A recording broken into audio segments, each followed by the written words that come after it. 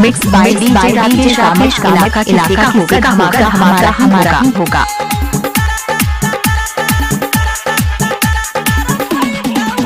जब हम ही नहीं रहा दुनिया में हमार याद तोरा तारा पैटाओगे।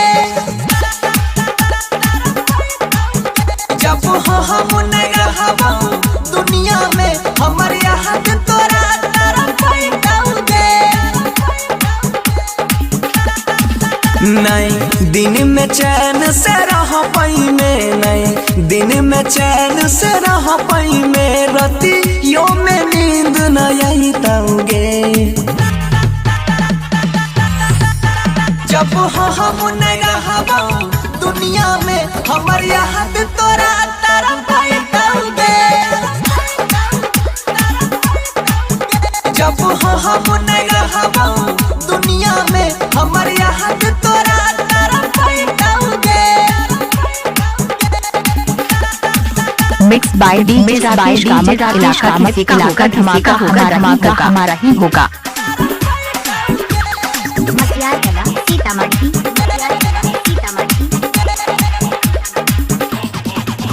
तोरी देला ही बचपन के रिश्ता, हमारा संग कैला ही धोखा गे।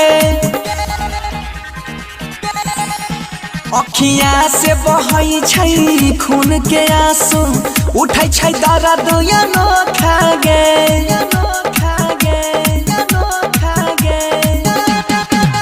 जालिम गे तोहर मासूम चेहरा, कहियो नहीं काम में आइताओगे। कि जब हम नहीं रहा दुनिया में हमार याद तोरा तारा पैटाओगे।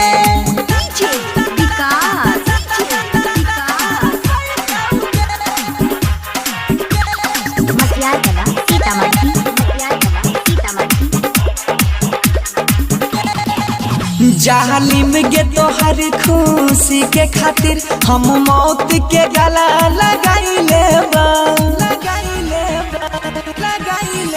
यही बौन नजर में तोरा कहियो खुद के आज मिटाई लेबा।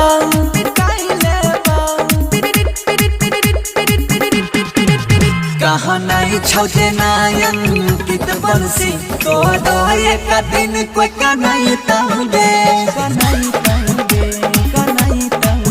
जब हम नहीं रहा दुनिया में हमार याद तोरा तर